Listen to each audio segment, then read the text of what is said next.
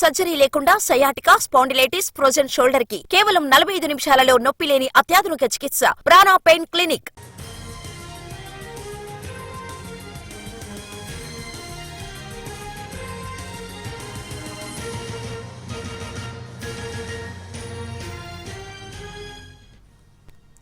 గుజరాత్లోని అహ్మదాబాద్లో Congress working committee సమావేశం 6 గంటల పాటు సాగింది. కాంగ్రెస్ వర్కింగ్ కమిటీ సమావేశంలో 7 తీర్మానాలు చేశారు.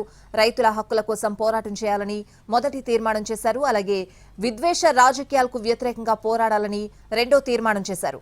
కార్మికులు, కర్షకుల హక్కుల కోసం పోరాటం చేయాలని మూడో తీర్మానం, సామాజిక న్యాయం కోసం కొట్లాడడంపై నాలుగో తీర్మానం, బీజేపీ అనుసరిస్తున్న క్రోనీ క్యాపిటలిజం కు వ్యతిరేకంగా పోరాడడంపై ఐదో తీర్మానం, ఐరన్ మ్యాన్ సర్దార్ పటేల్ పాటించిన విధానాలను అనుకరించాలని ఆరో తీర్మానం, ప్రజల మధ్య శత్రుత్వం, విభజన పెంచుతున్న శక్తులను ఎదుర్కోవాలని ఏడో తీర్మానం ప్రవేశపెట్టారు. ఈ తీర్మానాలపై రేపటి ప్రతినిధుల సభలో విస్తృత చర్చ జరగనుంది. ఆ తర్వాత అన్ని తీర్మానాలను ఏఐసీసీ ఆమోదించనుంది.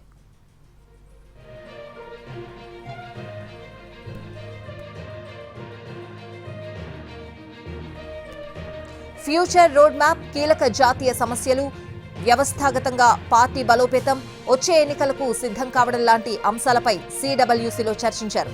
కాంగ్రెస్ అధ్యక్షుడు మల్లికార్జున ఖర్గే అధ్యక్షతన జరిగిన ఈ సమావేశంలో సిడబ్ల్యూసీ సభ్యులు, ఆహ్వానితులు, రాష్ట్రాల పీసీసీ అధ్యక్షులు పాల్గొన్నారు.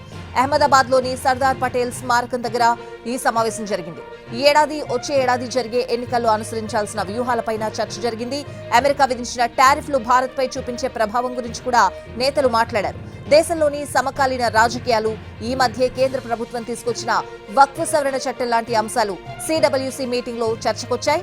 అధికార బీజేపీ దేశంలో మతపరమైన విభజన సృష్టిస్తోందని ఏఐసీసీ అధ్యక్షుడు మల్లికార్జున ఖర్గే ఆరోపించారు. అలాగే మౌలిక సమస్యల నుంచి దృష్టి మళ్లిస్తోందని మండిపడ్డారు. ఓ చిన్న గ్రూప్ దేశంలోని వనరులన్నింటినీ తమ గుప్పిట్లో పెట్టుకుని ఆధిపత్యం చెలాయిస్తోందని అన్నారు.